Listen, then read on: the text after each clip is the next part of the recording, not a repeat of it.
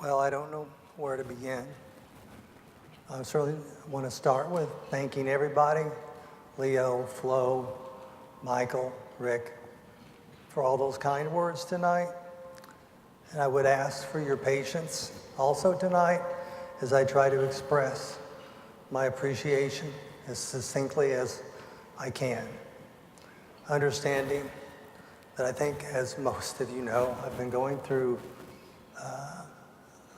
quite a health issue the last couple of years. And chemo brain is actually a real thing. I wasn't that smart before. The first treatment I had, I couldn't remember my wife's name for 3 days solid.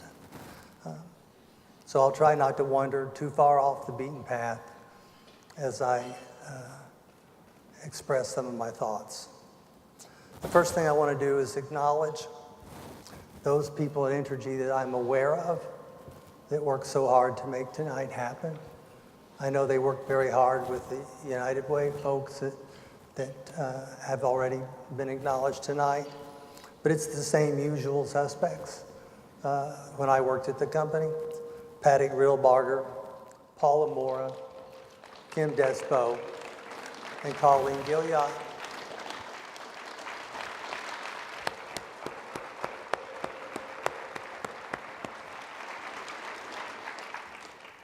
I know there's others. Marcus Brown, I know has been one of the lead people, maybe the lead person, and a lot of others that I typically always miss. But I think you all certainly know who you are, and you know how much I appreciate all of you. Tonight's been a very special night for all of my family. I can't imagine that it could have been any better, and I thank you so much for that. The next thing I want to acknowledge is some very special people in my life. I'm never going to get a better chance than standing up here. First of all, the most important person in my life is my wife of 34 years, Jackie.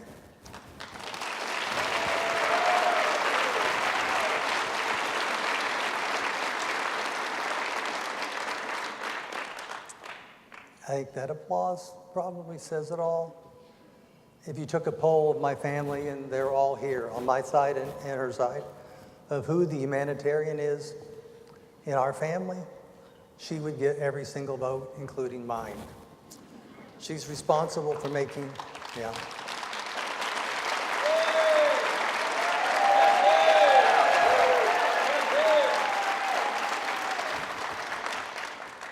She is responsible for making each one of us better people, simply by the example that she sets for all of us.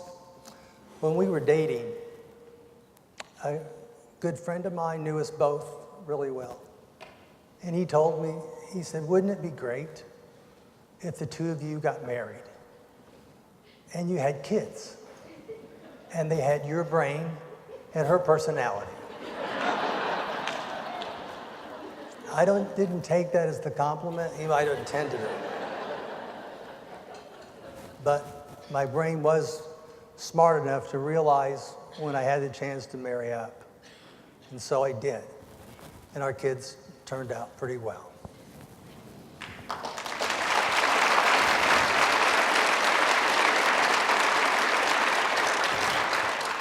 Next, I want to recognize Rhonda Dumas, who is at our table, and Anna Saad, who's lost somewhere back here.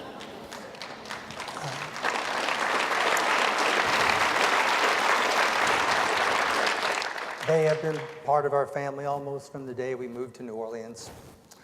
I honestly believe that if the mafia put a hit out on me, and they might have a hit out on me, but if they did, that there's no way they would get past Ann at work or Rhonda at home. And if you've ever tried, you know exactly what I'm talking about. I can't imagine more support than these two incredible people have given our family.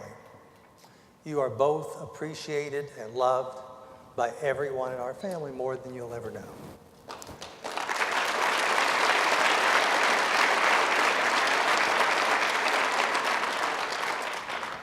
Next, I want to thank our board of directors. And there's been a lot of turnover, of course, over the years.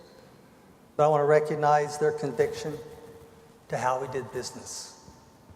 My experience is many boards pay lip service to a company's values as long as performance is satisfactory.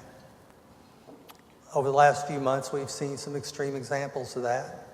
This week, the Weinstein Company, fairly recently Uber Technologies, and then a few months ago, Fox News.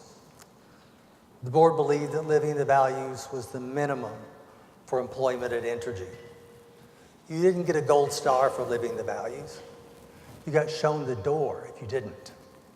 Specifically, every employee, every customer, every stakeholder deserves nothing less than the utmost respect.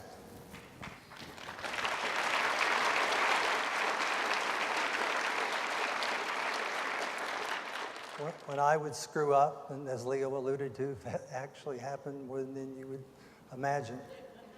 But when I would screw up, the board never said, "What the hell were you thinking?"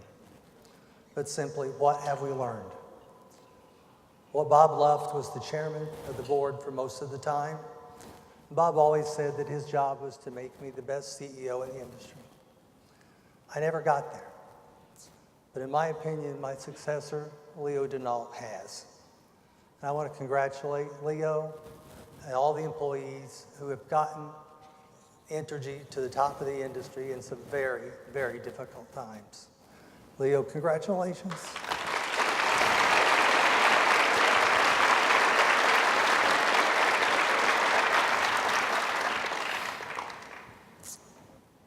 One of our lead sponsors tonight is Northbridge Consulting in Boston. Many of you, people outside of Entergy wouldn't know their founding partner, Michael Schnitzer, at all. Michael, I can't see a thing up here, but you're out there somewhere. I saw you. Would you just at least wave your hand or something? Wherever you are? There he is. Just like Leo said, he's known me for 30 years. I've known Michael for about 30 years. For years, Michael and I made an annual pilgrimage to a small island in Maine that he owns. It's not connected to the electrical grid at all.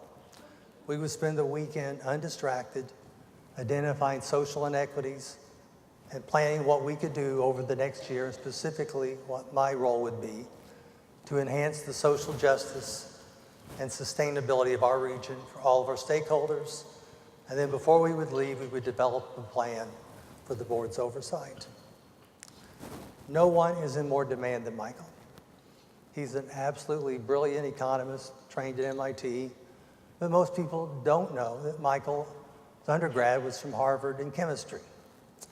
Since I've been sick, Michael personally, I don't know where he finds the time, but he personally bakes various confections that he constructs from scratch to address the side effects of my health issues, like severe anemia, for example.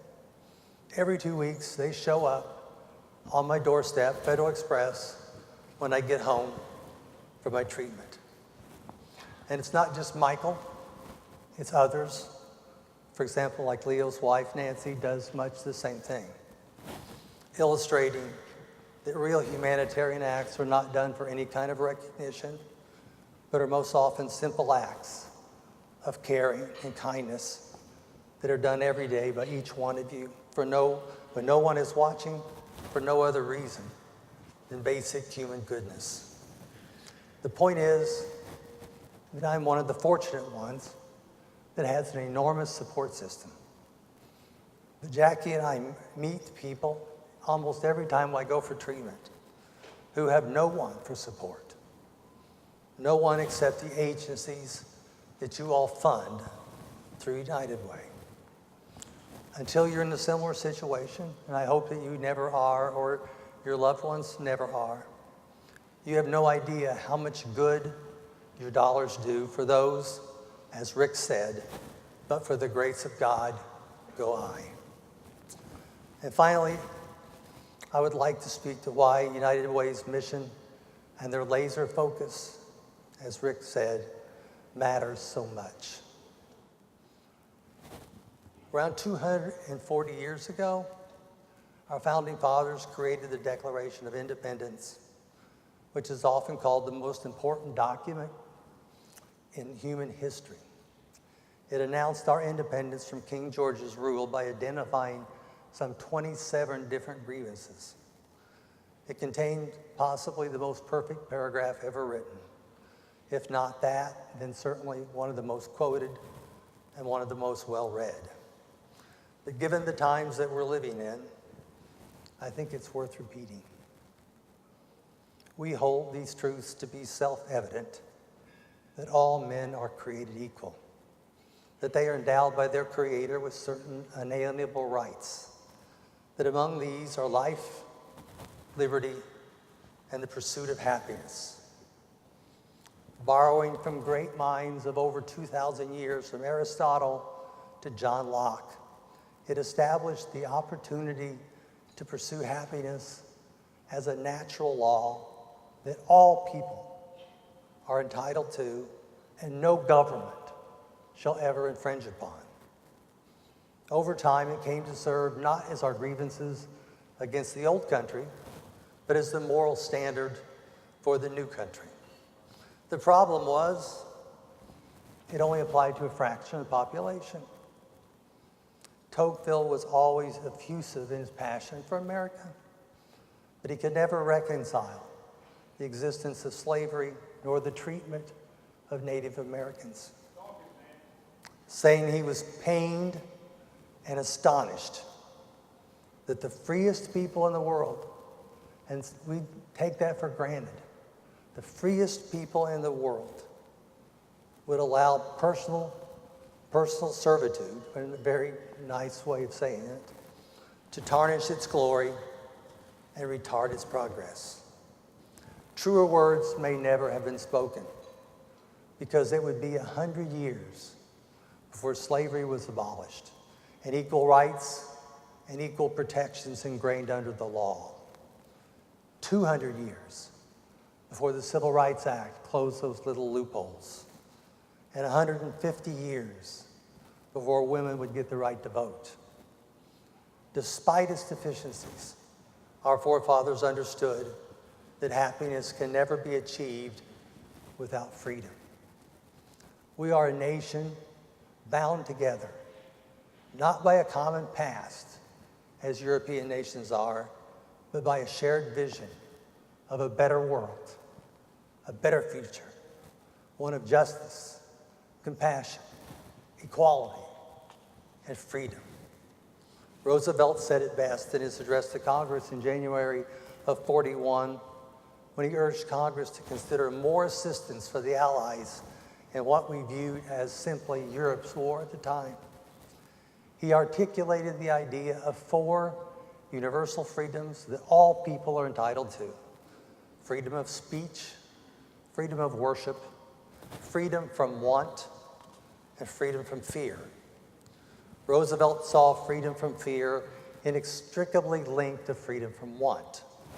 The supreme objective connecting the two was simply economic security. When you live in poverty, you don't have either freedom from want or freedom from fear. Like the United Way points out in their Alice report, if you're one paycheck away from want, you live in constant fear. And as you know, the study also points out that almost half the residents of Southeast Louisiana fall into one of those 2 categories. When you consider the percentage that were left out of the original Constitution and compare that to the percentage of people that are left behind today due to poverty, we haven't made near the progress that you would think in over 200 years.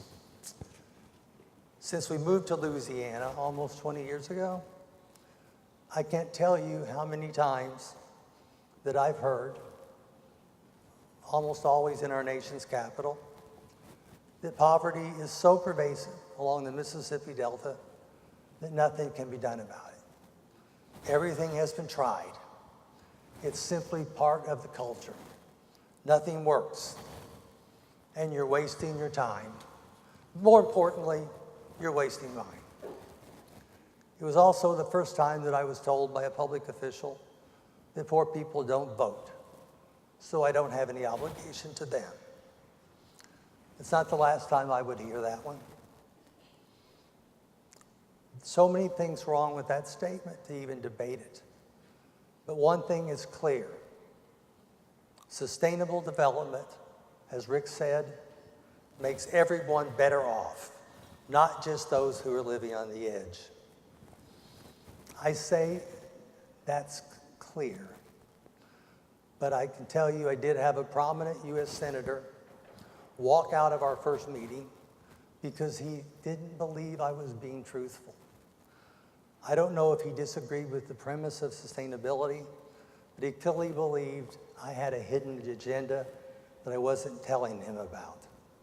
As he exited, he told me, boards don't send their CEOs out to save the world.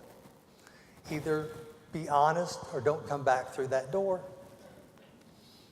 Even Michael couldn't save me that day. Michael was there.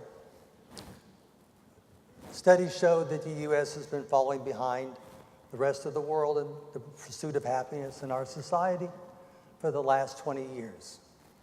Happiness has little correlation to the GDP and very much to a nation's adherence to a sustainable strategy that includes everybody, whether you're rich or poor, and whether it's current or future generations.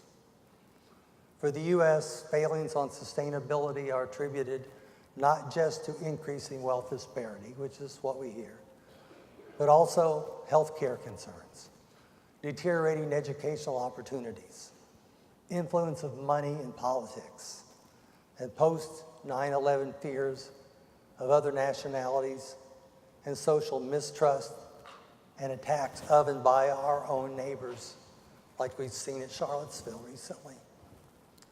The United Way, which is all of you, has revived the American dream of freedom and the pursuit of happiness by establishing the mission of eradicating poverty for everyone in Southeast Louisiana.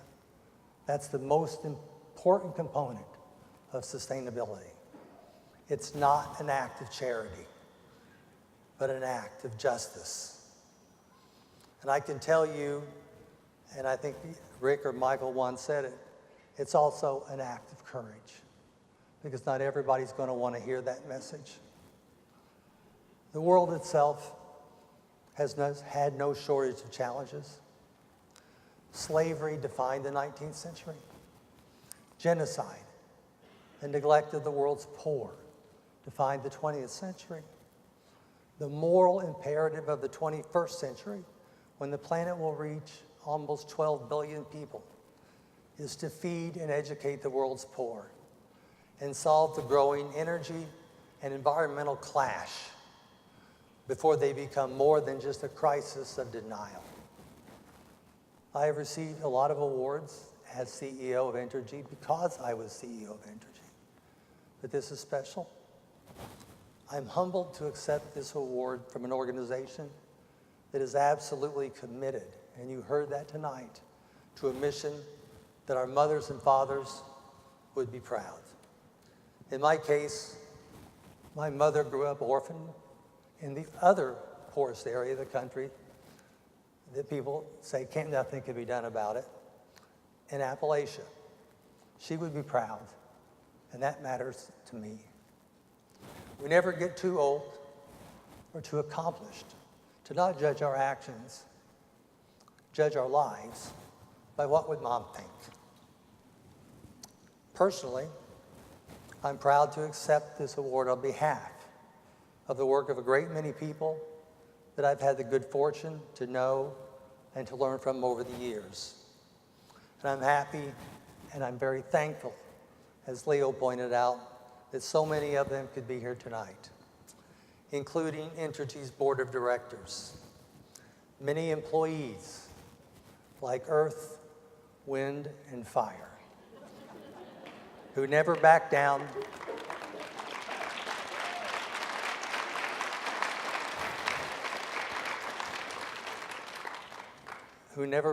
from a challenge or came up short in the end. Fellow retirees like Kathy Lichtenberg, Frank Gallagher, Jerry Jackson, who I could always count on to do the right thing, and Kay Arnold to break some arms if they didn't. And also the longtime supporters that I've admired for years of the United Way. It's an incredible honor to be on the same program with Alan Favreau, a legendary figure for the United Way and for me personally. If I could, I would ask Michael, Rick, if you're standing close by, if you would, Michael, please come up just for a second, and we will.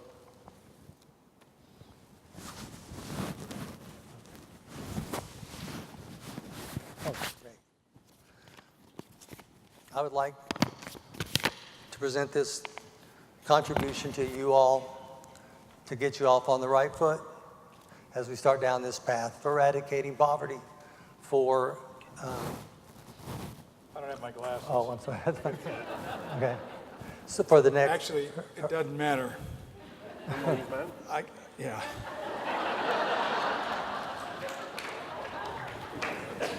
Ladies and gentlemen, this is a check for $1 million.